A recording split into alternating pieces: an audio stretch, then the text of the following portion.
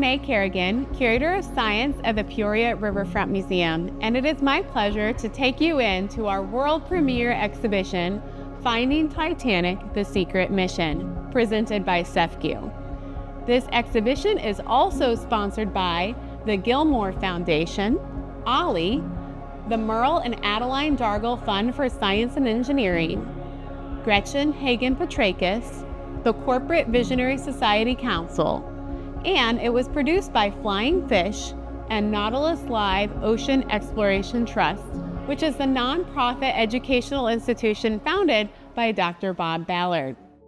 This exhibition places you in the role of Dr. Bob Ballard, renowned ocean explorer who lived a second life as a naval intelligence officer. As we travel through the exhibit, we will learn how Dr. Ballard used the search for the wreck of the Titanic as a cover story for the search for 2 sunken nuclear submarines.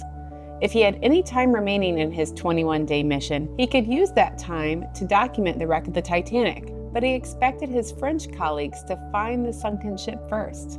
They didn't find it. Step in Dr. Ballard's shoes as you race against time to find the wreck of the Titanic. Dr. Ballard's story is set in the context of the Cold War. The U.S. Navy ramped up production of nuclear submarines to maintain missiles in shifting positions. The USS Scorpion and the USS Thrasher had both sunk, one in 1963 and one in 1968, and Dr. Ballard's mission was to find and document those wrecks, assessing the threat of Soviet interference with the sunken vessels. The USA didn't want the Soviets to know what he was up to or where exactly the vessels were, so the hunt for the Titanic was an effective cover story. The RMS Titanic, sunk in 1912, was thought to be located between the 2 submarine wreck sites. Check out the jumpsuit Dr. Ballard was wearing while he found the Titanic. While visiting Peoria, he told us, "All exciting things happen at 2 a.m. on a Sunday night. I pulled this jumpsuit on over my pajamas and stayed dressed like that for 4 days."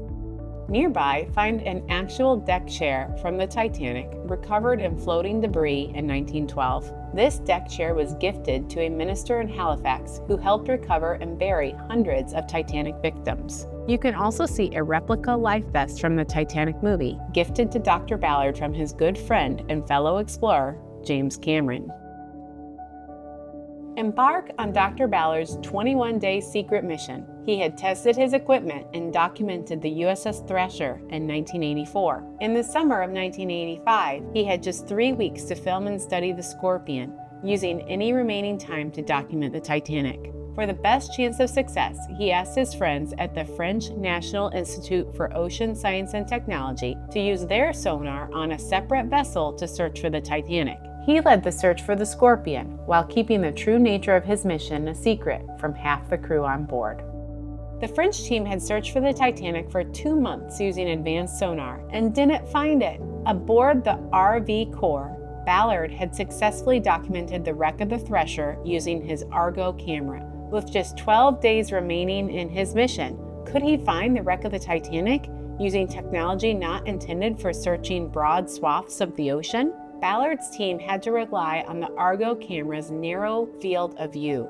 Using lessons learned while finding the submarines, Ballard devised a plan to search the ocean floor in stripes spaced about 1 nautical mile apart and monitor the footage live. On September 1, 1985, after 1 a.m., the team saw footage of something man-made on the ocean floor. Look at it. Whoa! What? What is it? I don't know, but it's man-made.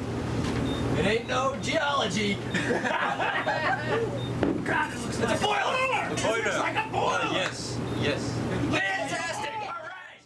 They had found the ship's boiler about 12,500 feet below the surface. The Titanic's debris trail had been found.